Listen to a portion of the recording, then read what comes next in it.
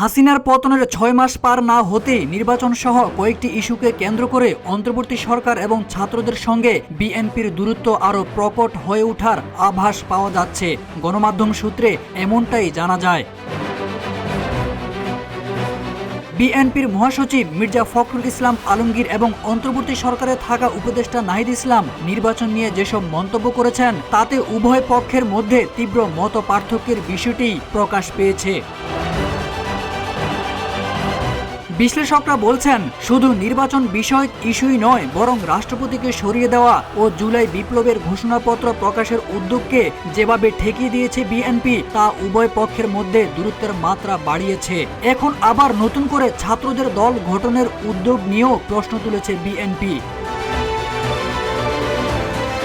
মির্জা ফখরুল সম্প্রতি বলেছেন, ন্যূনতম সংস্কার করে যত দ্রুত সম্ভব জাতীয় সংসদ নির্বাচন করা। অন্যদিকে নাহিদ ইসলাম বলেছেন, বিএনপি কেন যেন মনে করে সরকারটা হয়েছে কেবল একটা নির্বাচন দেওয়ার জন্য।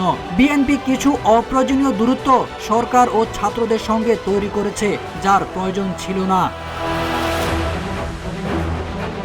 বিএনপির কথার টোন আওয়ামী লীগের সাথে মিলে যাচ্ছে মন্তব্য করে নাহিদ ইসলাম বলেন, একটা ভয়ও কেন যেন বিএনপির মধ্যে দেখতে পাচ্ছি। প্রশ্ন রেখে তিনি বলেন, প্রশাসনের বিভিন্ন পর্যায়ে বিএনপি পন্থী লোকজন আছে, তাদের রেখে নির্বাচন সুষ্ঠু ও নিরপেক্ষ সম্ভব কিনা। মির্জা ফখরুল বিভিন্ন বিষয়ে যেসব মন্তব্য করেছেন তাতে নাহিদ ইসলাম ছাড়াও পাল্টা মন্তব্য করেছেন উপদেষ্টা আসিফ মাহমুদ ও বৈষম্য বিরোধী ছাত্র আন্দোলনের আহ্বায়ক হাসনাত আব্দুল্লাহ। আবার মির্জা ফখরুলের মন্তব্যকে সমর্থন করে কথা বলেছেন স্থায়ী কমিটির সদস্য মির্জা আব্বাস ও সিনিয়র যুগ্ম মহাসচিব রুহুল কবির রিজভীও। ছাত্রদের পক্ষ থেকে রাষ্ট্রপতি পরিবর্তনের তীব্র চাপ সৃষ্টি করলেও সাংবিধানিক সংকট হবে উল্লেখ করে বিএনপি এর বিরুদ্ধে অবস্থান নেয়। শেষ পর্যন্ত রাষ্ট্রপতিকে আর পরিবর্তন করা যায়নি। তখন মির্জা ফখরুল সংবিধানের দোহাই দিয়ে রাষ্ট্রপতি ইস্যুকে অবাস্তব বলে উল্লেখ করেছেন।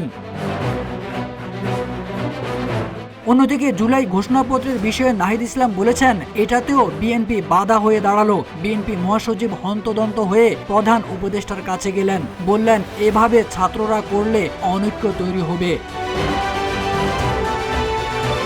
আওয়ামী লীগের রাজনৈতিক ভবিষ্যৎ সম্পর্কে সিদ্ধান্ত নেওয়ার ক্ষেত্রে বিএনপির সাথে ছাত্রদের মতবিরোধ স্পষ্ট হয়ে উঠেছে। মির্জা ফখরুল বলেছিলেন, যারা বাংলাদেশের স্বাধীনতায় বিশ্বাস করে রাজনীতি করে তাদেরকে নিষিদ্ধ করার ব্যাপারে আমরা কখনোই একমত হইনি।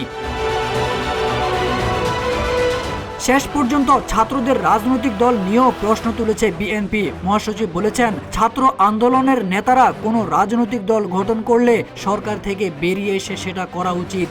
জবাবে নাহিদ বলেছেন, সরকারের থেকে কেউ নির্বাচনে অংশ নেবে না, নিতে হলে একটা নির্দিষ্ট সময়ের আগেই সরকার ছেড়ে দিব।